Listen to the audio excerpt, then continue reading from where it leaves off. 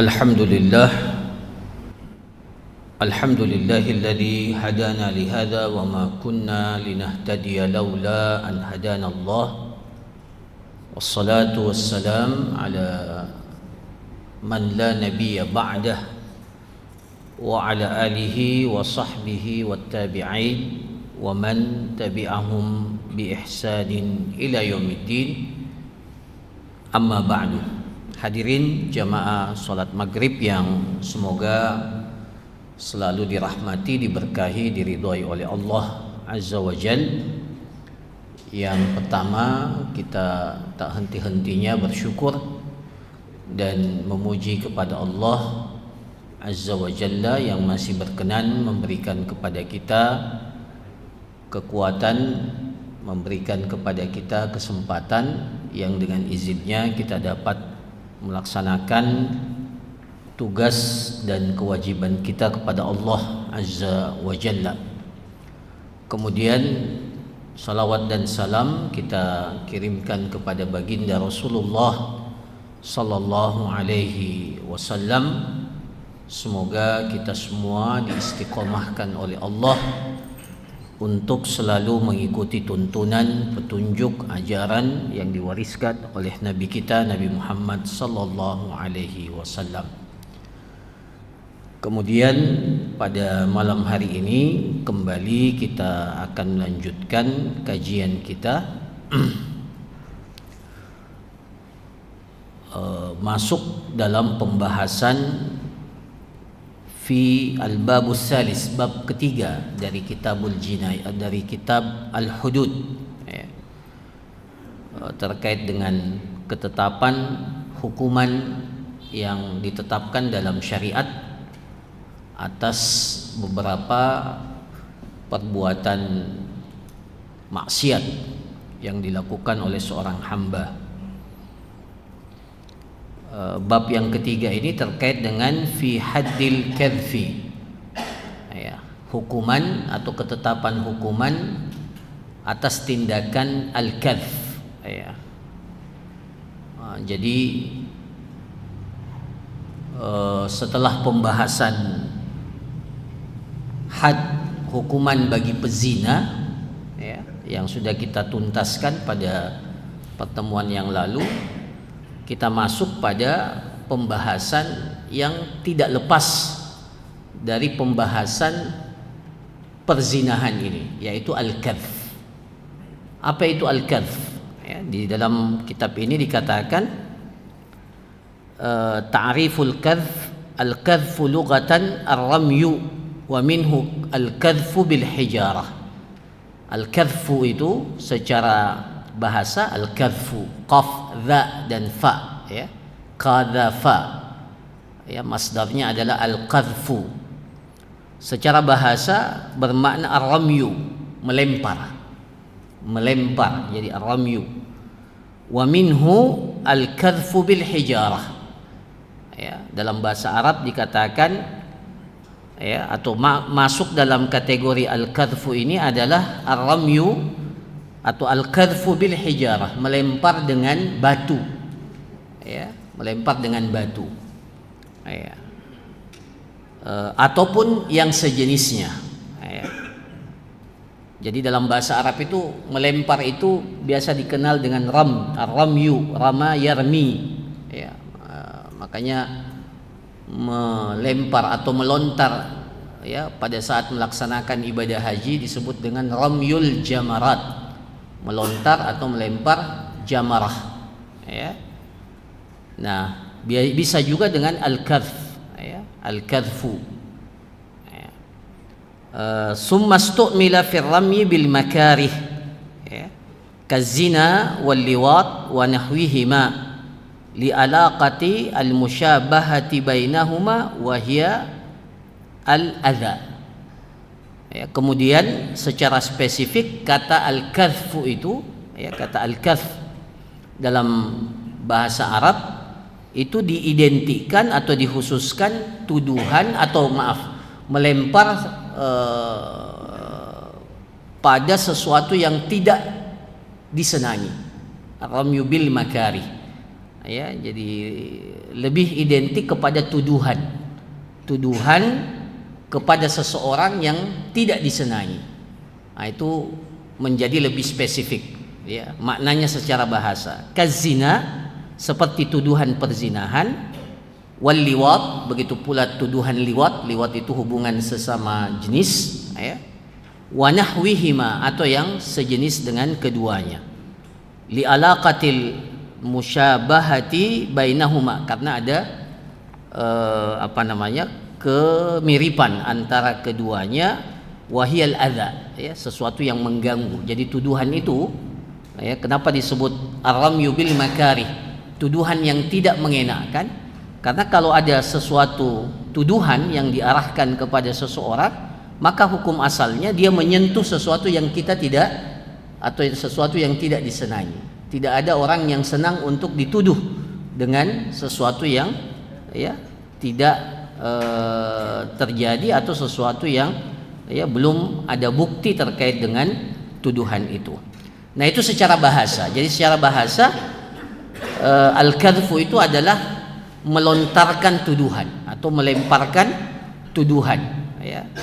Nah, adapun secara syar'i, wa syar'an ar-ramyu bizinan aw liwat, ya, aw syahadatu bi ahadihima walam takmulil bayyinah, ya, aw nafyu nasabin mujibin lil haddi fihima, ya. Jadi apa yang disebut, apa istilah, apa makna daripada ar-ramyu, al-kadhfu ini, ya, secara peristilahan syariat, yaitu ar-ramyu bizinan aw liwat, ya, yaitu melontarkan tuduhan kepada seseorang melakukan perbuatan zina atau perbuatan liwat, ya. Liwat itu adalah hubungan sesama jenis, ya, naudzubillahi min dzalik. Au syahadatu bi ahadihima, atau persaksian terhadap salah satu daripada keduanya. Jadi baik terkait dengan melontarkan tuduhan atau persaksian bahwa seseorang melakukan perbuatan zina atau perbuatan liwat itu, ya. Walam takmulil bayyinah, sementara buktinya tidak cukup.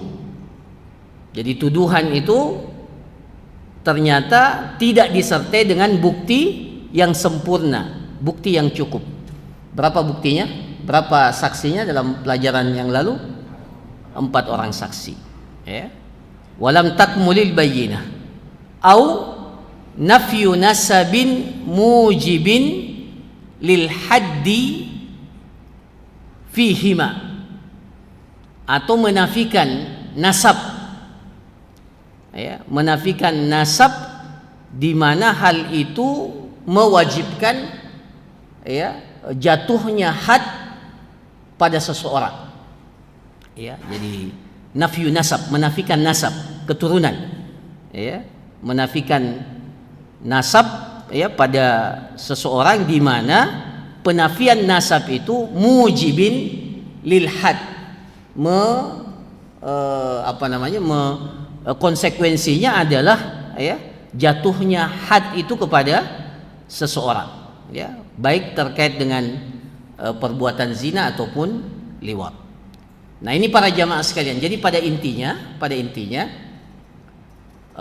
al-kadhfu itu adalah tuduhan kepada seseorang, atau tuduhan yang diarahkan kepada seseorang bahwa orang itu melakukan perbuatan zina, ya, perbuatan zina, dan yang menuduh ini, ya, tidak mampu datang dengan bukti yang cukup, ya, bukti yang cukup. Itu intinya, ya. Itu inti daripada al-kadhfu. Apa hukumnya? Di sini katakan hukmul kadhfi. Al-kadhfu fil asli haramun bil kitabi was sunnah. Al-kadhf ini tuduhan kepada seseorang melakukan perbuatan zina atau liwat, itu hukum asalnya haram, ya. Hukum asalnya haram, baik keharaman itu bersumber dari Al-Quran ataupun dari As-Sunnah wal Ijma'. Begitu pula kesepakatan para ulama, ijma'. Bahkan dikatakan wa kabiratun min kabairidz dzunub. Bahkan ini masuk dalam kategori salah satu daripada dosa besar. Ya, jadi para jamaah sekalian, al-kadzfu ini menuduh seseorang melakukan perzinahan atau melakukan perbuatan liwat tanpa ada bukti yang jelas, maka ini masuk dalam kategori kabirah, perbuatan dosa besar. Kabirah min kabairidz dzunub. Ya. Fayahrumu ramyu bil fahisyah. Maka hukum asalnya menuduh seseorang melakukan perbuatan keji itu adalah sesuatu yang diharamkan, ya. Karena syariat kita ini adalah syariat yang mengajak kita untuk selalu menghindari, ya, hal-hal yang tersebarnya kebohongan, tersebarnya sesuatu yang keji di antara manusia, ya, sehingga ini masuk dalam kategori menyebarkan tuduhan dusta, ya, maka dia masuk dalam kategori salah satu di antara dosa-dosa besar. Apa dalilnya pengharamannya? Terdapat dalam Al-Quran surah An-Nur ayat 23, innal ladzina yarmunal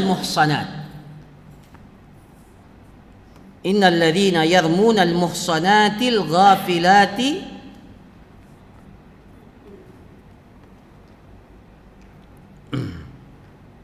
innal ladzina yarmunal muhsanatil ghafilatil mu'minat lu'inu fid dunya wal akhirah walahum adzabun azim, ya. Sesungguhnya orang-orang yang melemparkan tuduhan kepada al-muhsanat, wanita-wanita muhsanat. Siapa itu wanita-wanita muhsanat? Dalam pembahasan zina ada istilah muhsan. Nah, ini perlu hati-hati. Istilah muhsan dalam perzinahan itu berbeda dengan muhsan dalam al-kadz. Ya, meskipun ada hubungan antara keduanya, tapi istilah muhsan, ya, sebentar kita jelaskan siapa itu yang dikategorikan muhsan pada al-kadz ini, ya. Itu sangat berbeda, ya, berbeda dengan al-muhsan dalam perzinahan. Al-muhsan dalam perzinahan itu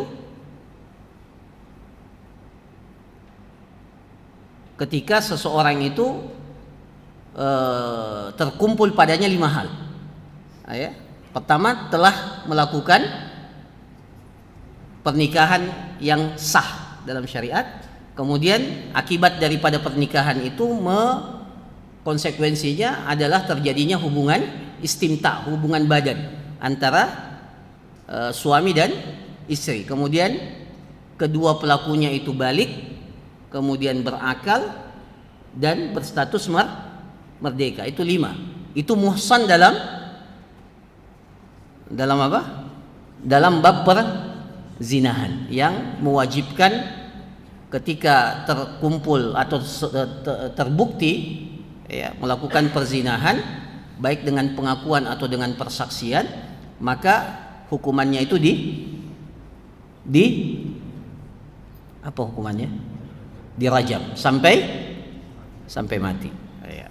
Itu muhsan dalam bab perzinahan. Ini berbeda dengan muhsan dalam bab al-kadz.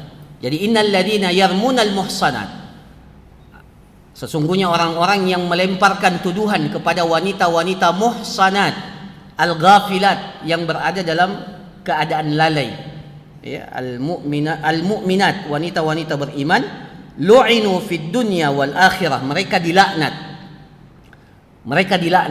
ya. Jadi orang yang melemparkan tuduhan kepada seseorang tanpa ada bukti, itu ancamannya lu'inu, dilaknat. Makanya dikategorikan sebagai perbuatan dosa besar, karena para ulama kita mengatakan dosa besar itu salah satu kriterianya adalah ketika diancam dengan laknat. lu'inu fid dunya wal akhirah, dilaknat di kehidupan dunia dan di kehidupan akhirat, walahum adzabun azim, dan mereka akan mendapatkan azab yang sangat pedih. Begitu pula dalam hadis Abi Hurairah, wali hadis Abi Hurairah radhiyallahu anhu, anna an-nabiy sallallahu alaihi wasallam qala ijtanibu as-sab'al mubiqat. Hadis Abu Hurairah ini, para jamaah sekalian radhiyallahu an, itu mengumpulkan 7 dosa besar. Ya. Ijtanibu as-sab'al mubiqat. Ya, hati-hati kalian, jauhkan diri kalian dari 7 perkara yang mubiqat. Apa itu al-mubiqat? Al-muhlikat, yang membinasakan. Ya, yang membinasakan. Wa dzukira minha, di antara 7 itu disebut apa? Di antara yang 7 itu kadhfu al-muhsanat al-mu'minat al-ghafilat. Ya, jadi di antara 7 dosa besar yang membinasakan itu adalah kadhfu al-muhsanat al-mu'minat al-ghafilat, menuduh wanita-wanita al-muhsanat al-ghafilat, al-mu'minat al-ghafilat. Jadi menuduh wanita-wanita yang beriman, yang berada dalam keadaan lalai dengan tuduhan perzinahan.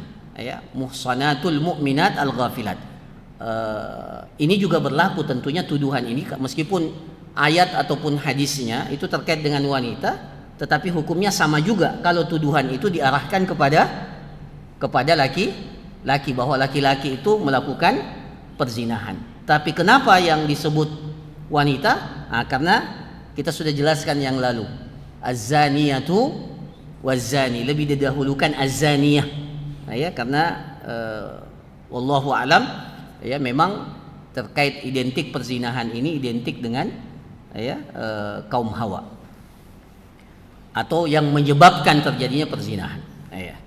Waqad ajma'al muslimuna ala tahrimil kadhfi wa adduhu min kabairidz dzunub. Ini sudah kita jelaskan, para ulama kita berijma, ya, konsensus bahwa ya, perbuatan kazab ini adalah sesuatu yang diharamkan, dan mereka mengkategorikan, para ulama kita mengkategorikan perbuatan kazab ini masuk dalam kategori salah satu di antara dosa-dosa besar. Ya.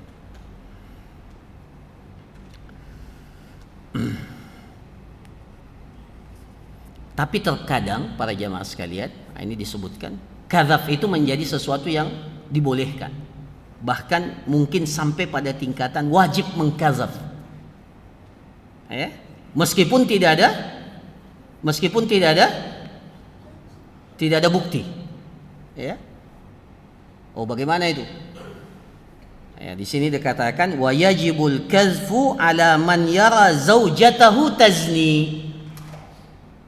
Ya, wa yajibu al-kadhfu ala man yara zaujatahu tazni summa talidu waladan yaqwa fi zannihi annahu minaz zina. Ya. Jadi dalam buku ini atau para ulama kita mengatakan wa yajibul kazf. Kazaf ini menjadi wajib. Hukum asalnya apa? Haram. Ya, menuduh seseorang melakukan perbuatan zina.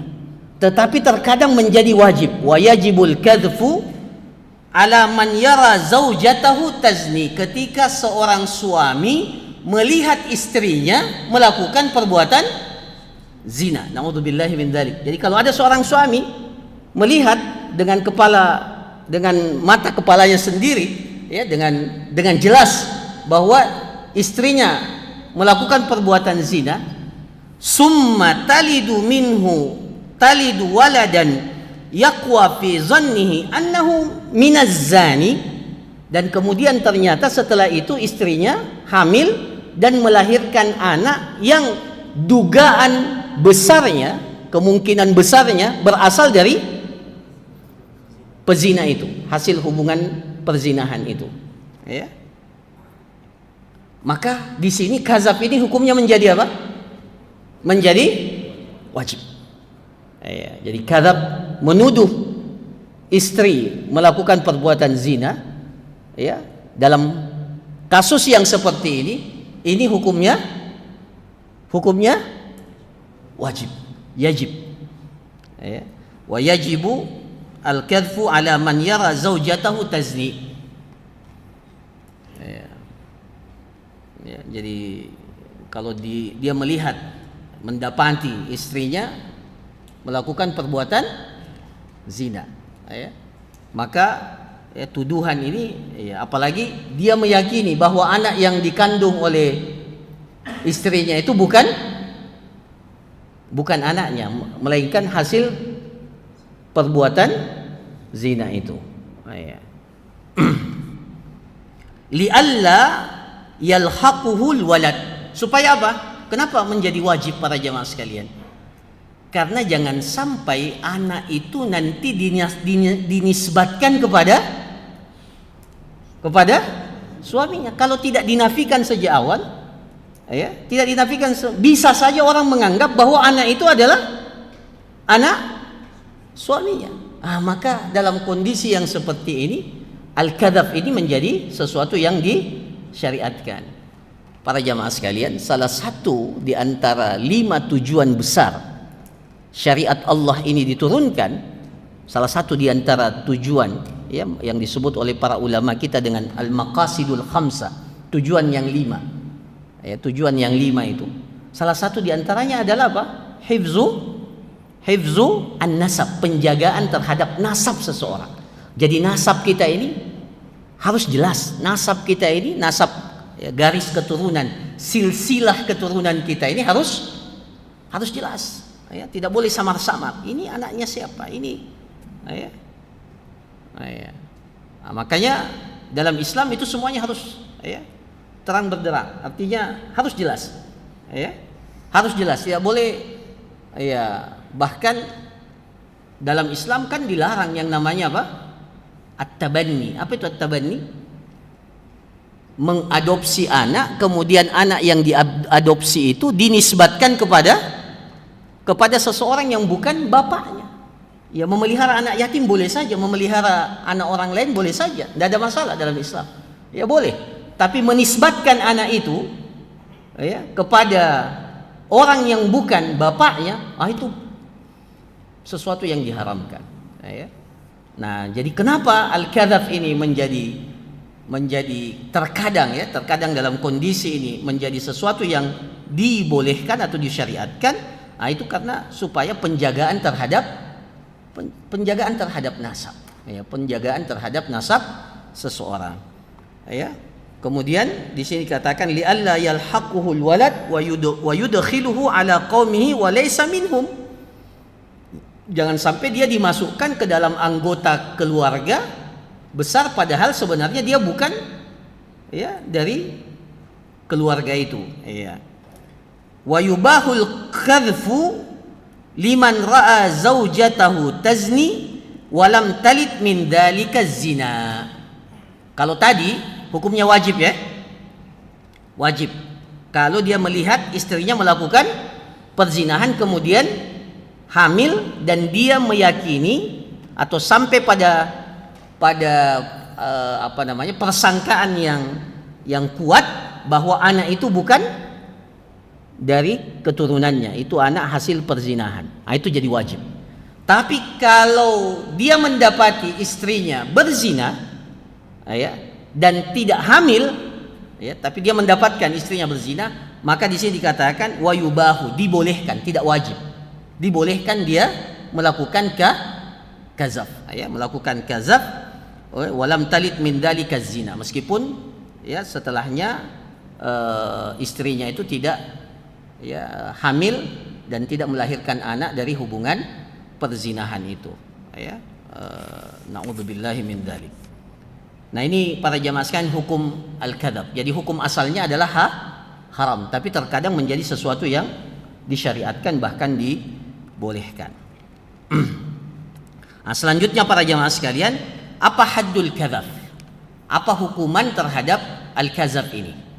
Ya, jadi di sini dikatakan laqad qarrara asy-syari' anna man kadzafa musliman bizina wa lam takun bayyinatun ala sidqihi fima kadzafa bihi annahu yujladu 80 jalda in kana hurra.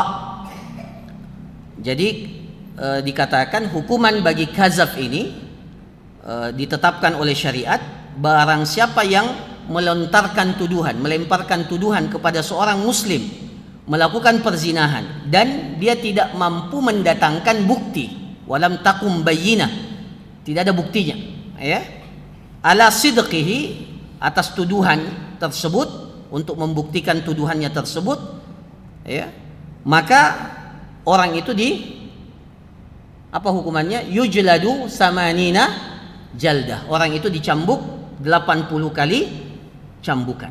Jadi hukumannya, hadnya itu dicambuk 80 kali cambukan. Jadi kalau ada orang yang menuduh seseorang melakukan perzinahan dan kemudian ya, diminta mendatangkan bukti, ternyata tidak ada buktinya.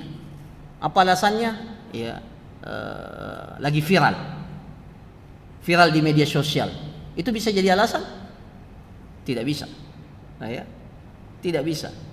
Ya, jadi harus datang dengan bukti yang jelas. Bukti yang jelas itu berapa? Pada pertemuan yang lalu 4 orang saksi yang jelas-jelas mendapati dan melihat kejadian atau perbuatan zina itu, ya. Nah, itu hukumannya. Jadi kalau dia tidak mampu mendatangkan saksi atau tidak ada bukti, maka yujladu samanina jalda. Maka hukum asalnya dia dihukum cambuk sebanyak 80 kali. Wa arba'ina in kana abdan. Tapi kalau yang menuduh itu berstatus budak, maka hukumannya setengahnya, 40 kali cambukan. Rajulan kana aw imra'ah, baik yang menuduh itu laki-laki ataupun wanita. Liqaulihi ta'ala, berdasarkan firman Allah Subhanahu wa taala, walladzina yarmunal muhsanat summa lam ya'tu bi arba'ati syuhada fajliduhum samanina jaldah. Ya, dan orang-orang yang melemparkan tuduhan kepada wanita-wanita muhsanat, ya, kemudian mereka tidak mampu mendatangkan walam ya'tu bi arba'ati syuhada, tidak mampu mendatangkan 4 orang saksi, fajliduhum, maka cambuklah mereka samanina jaldah, 80 kali cambukan. Wa yajibu 'alal kadhib ma'a iqamatil haddi 'alaihi uqubatan wa hiya raddu syahadati wal hukmu bifisqihi. Ada hukuman tambahan, ya, ada hukuman tambahan yang dijelaskan dalam ayat ini terkait dengan orang yang menuduh. Jadi selain 80 kali cambukan, ya, hukuman yang lainnya adalah wala taqbalu lahum syahadatan abada wa ulaika humul fasiqun. Persaksiannya sama sekali setelah itu tidak bisa lagi diterima. Wala taqbalu lahum syahadatan abada. Jadi kalau dia mau bersaksi, persaksian apa saja, maka persaksiannya itu tidak bisa diterima. Wala taqbalu lahum syahadatan abada, sampai dia bertobat, ya, sampai dia bertobat. Wa ulaika humul fasiqun, dan dihukumi bahwa dia masuk dalam kategori orang-orang fasik. Jadi hukumannya ada 3.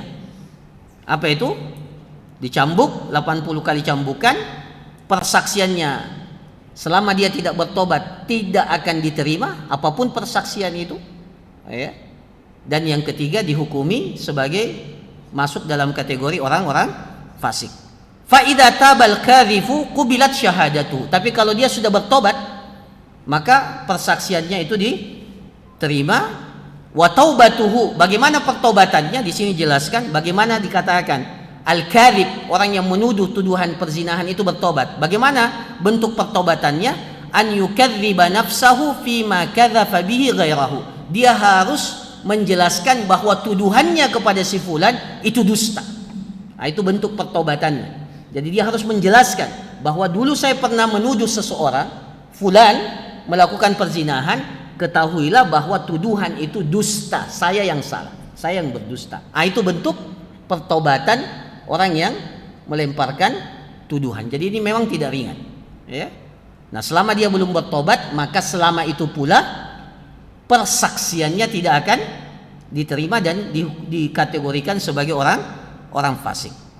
Kemudian di sini katakan wa yandamu wa yastaghfir rabbahu, harus disertai dengan penyesalan dan beristighfar, memohon ampun kepada Allah Subhanahu wa taala berdasarkan firman Allah Subhanahu wa taala, illal ladzina tabu min ba'di dzalika wa aslahu fa innallaha ghafurur rahim, kecuali orang-orang yang bertobat setelah itu dan memperbaiki diri mereka, maka sesungguhnya Allah Maha Pengampun lagi Maha Penyayang. Nah, para jamaah sekalian, saya ringkaskan apa hikmahnya? Apa hikmahnya kenapa kita ini dilarang untuk kazaf? Bahkan al-kazaf itu masuk dalam kategori dosa besar. Apa hikmahnya? Hikmahnya adalah kenapa kalau ada orang menuduh kemudian ditegakkan hukum had, hukuman kepada si penuduh itu kalau dia tidak bisa mendatangkan bukti. Kenapa? Karena Islam ini ingin menjaga masyarakat ini. Di sini katakan yahdiful Islam min iqamati hadil kadz ila siyanatil mujtama. Jadi masyarakat ini harus dijaga. Tidak boleh ada informasi tuduhan perzinahan yang menyebar begitu saja tanpa ada bukti. Tanpa ada bukti seperti yang kita saksikan hari ini. Kenapa? Karena tidak ada haddul kadz, tidak ditegakkan hukuman bagi yang menuduh. Harusnya kalau ada tuduhan itu, maka yang menuduh itu harus dipanggil dan apalagi kalau yang dituduh itu merasa keberatan dan dia meminta kepada pengadilan untuk meminta yang menuduh itu mendatangkan saksi. Nah, ketika yang menuduh itu tidak mampu mendatangkan saksi, maka disitulah haddul kadz ini harus ditegakkan.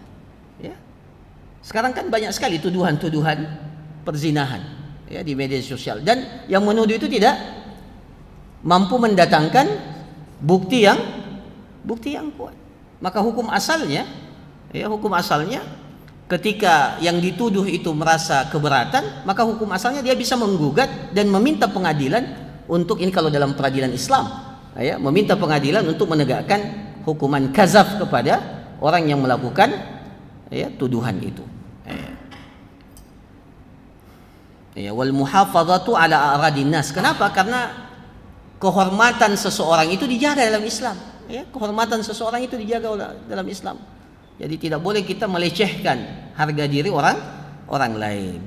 Waqat wa alsinatis su. Wa saddi babi isya'atil fahisha bainal mu'minin. Jadi dalam agama kita ini itu jalan-jalan yang menyebabkan tersebarnya informasi yang tidak benar di masyarakat itu harus ditutup. Jadi jangan dibiarkan informasi itu menjadi tersebar. Bagaimana caranya supaya tidak tersebar? Tegakkan hukum al-kazaf ini, sehingga orang tidak mudah menuduh dengan tuduhan-tuduhan yang tidak disertai dengan bukti, dengan keterangan yang jelas. Nah, para jamaah sekalian yang dirahmati oleh Allah, nah sekarang kita masuk pada persyaratan syurut ijabi haddil kadz. Di sini dikatakan la yajibu haddul kadzfi illa idza tawaffarat syurut fil kadzib wa syurutun fil maghdhub hatta yusbiha jarimatan tastahiqqu uqubatal jildi atau tastahiqqu uqubah al-jild. Jadi tidak boleh ditegakkan hukuman kazaf ini kecuali persyaratan terpenuhi.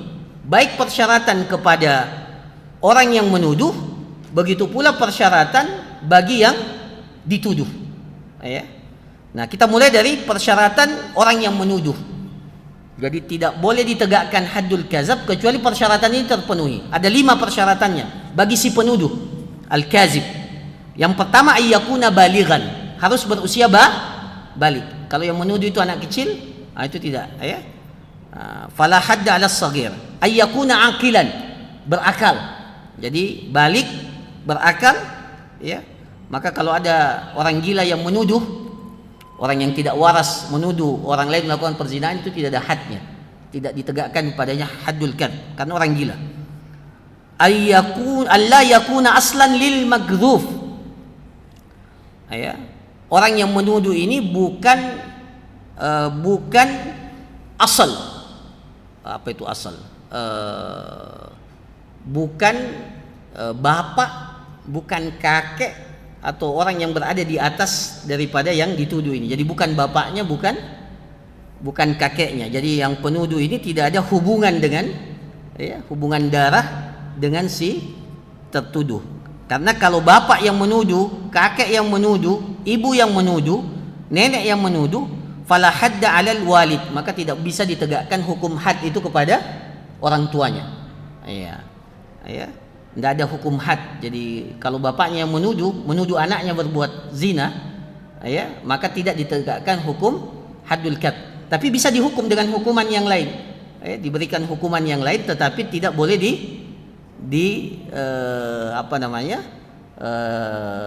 tidak boleh ditegakkan hukum al-kadzab kepada orang tua.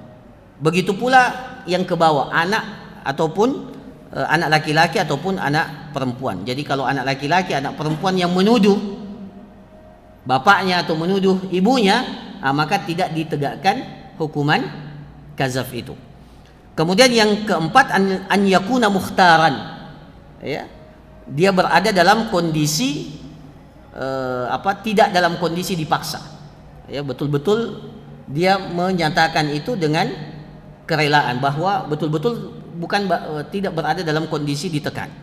Kemudian ayyakuna aliman bitahrim, dan dia tahu bahwa menuduh itu hukumnya haram. Dia hukumnya haram, tapi dia lakukan itu karena dia mengerti. Fala hadda 'alal jahil. Tapi kalau orang tidak tahu, maka orang yang jahil, maka tidak ditegakkan had kepadanya. Jadi ada 5 balik, berakal, bukan orang tua, bukan anak dari orang yang dituduh, itu yang ketiga. Mukhtar, tidak berada dalam kondisi dipaksa. Kemudian yang kelima, mengetahui bahwa kadzab itu adalah sesuatu yang diharamkan. Mengetahui bahwa kadzab itu sesuatu yang diharamkan. Nah, ini kepada orang yang menuduh. Nah, sekarang orang yang dituduh. Orang yang dituduh itu syaratnya ada 5. Yang pertama, ayyakunal maghdhufu musliman, yang tertuduh itu muslim. Maka tidak ditegakkan hukum kadzab kalau yang dituduh itu selain muslim. Kemudian yang kedua, an yakuna aqilan. Berakal. Bukan berarti kalau tidak dihukum berarti tidak ada hukumannya, tidak. Bisa diberikan hukuman dalam bentuk yang lain. Tapi had ini, had yang 80 kali cambukan, ini berlaku kalau yang dituduh itu adalah muslim. Tapi kalau yang dituduh itu bukan muslim, bisa saja diberikan hukuman.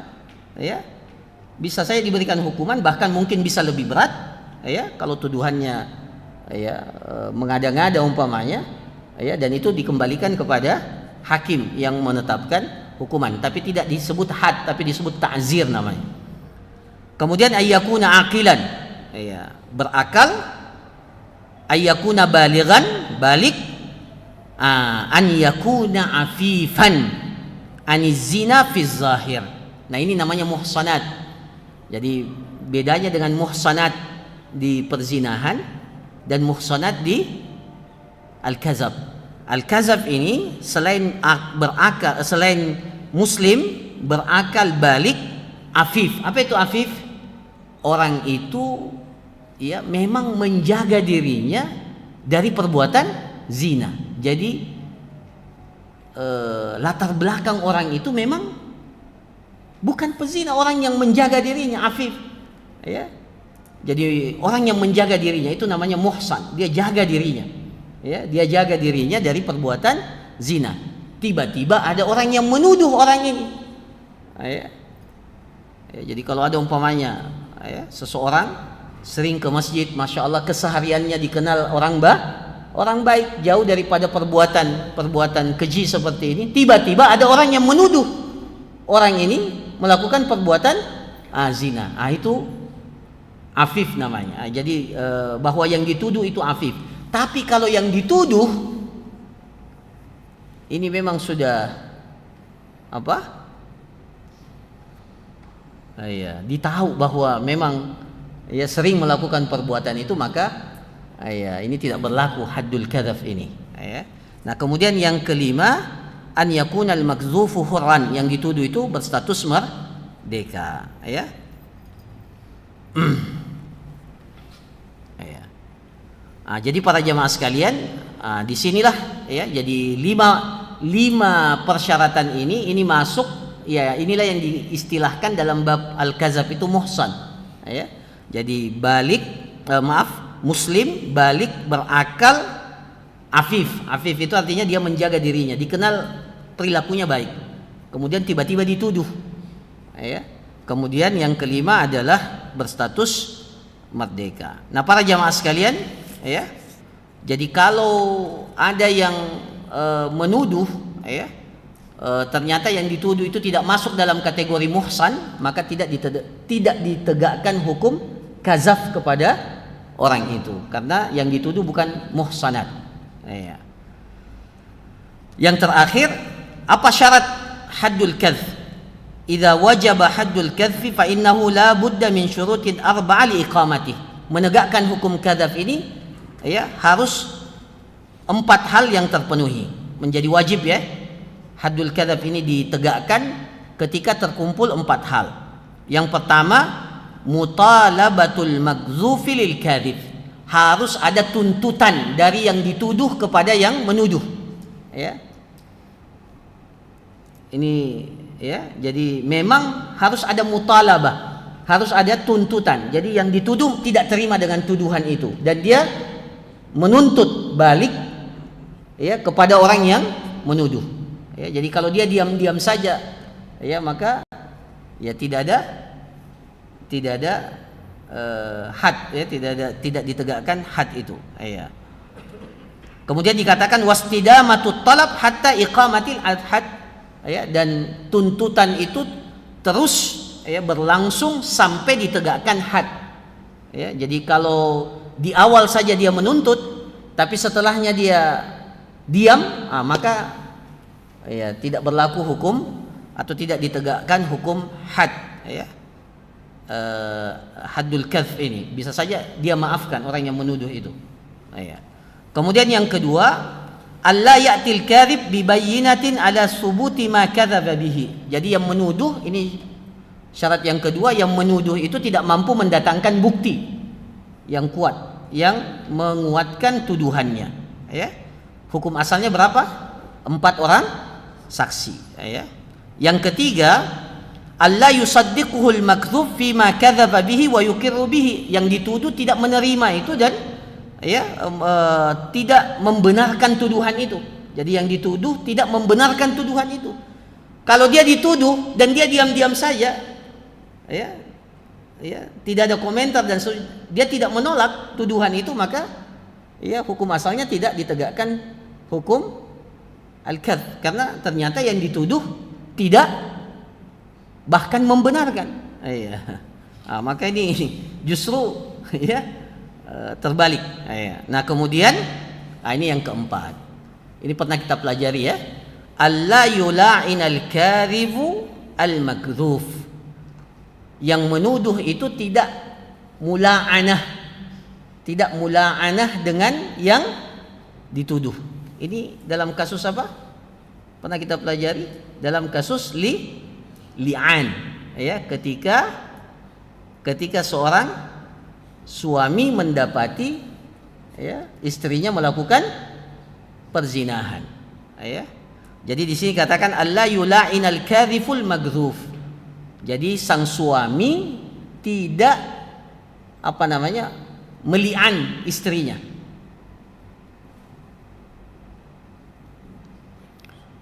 Ya. Begini maksudnya, para jamaah sekalian, kalau suami, ini tadi kita sudah jelaskan, suami mendapati istrinya berzina, ya, apa hukumannya? Apa hukumnya? Apa hukumnya? Kalau seorang suami mendapati istrinya berzina, boleh tidak dia kazaf? Bisa wajib, bisa mubah. Tapi kalau dia tidak mengkazaf,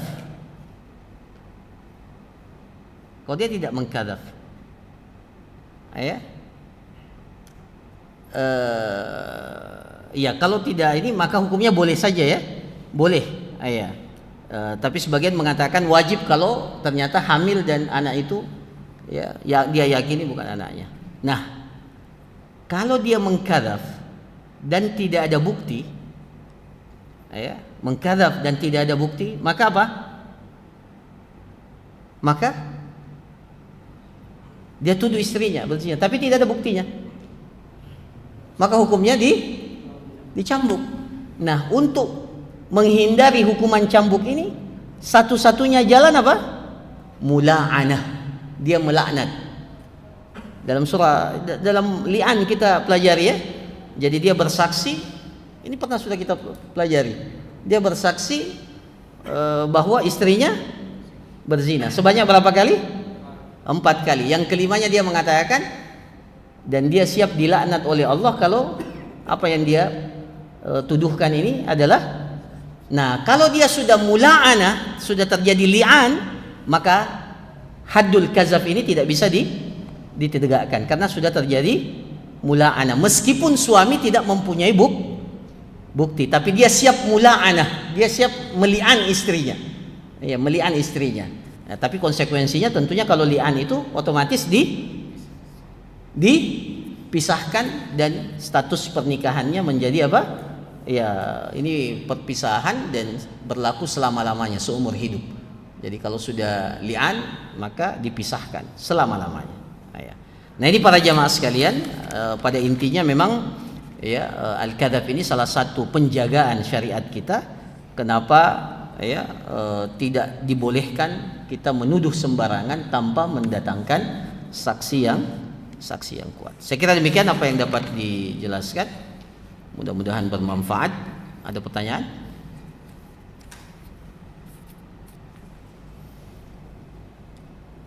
Iya. Ya, kalau tidak ada kita tutup. Subhanakallahumma rabbana wa bihamdik, nasyhadu an la ilaha illa anta, nastaghfiruka wa atubu ilaik. Wa sallallahu ala nabiyyina Muhammad wa ala alihi wa sahbihi ajma'in. Wa akhiru da'wana alhamdulillahi rabbil alamin. Assalamualaikum warahmatullahi wabarakatuh.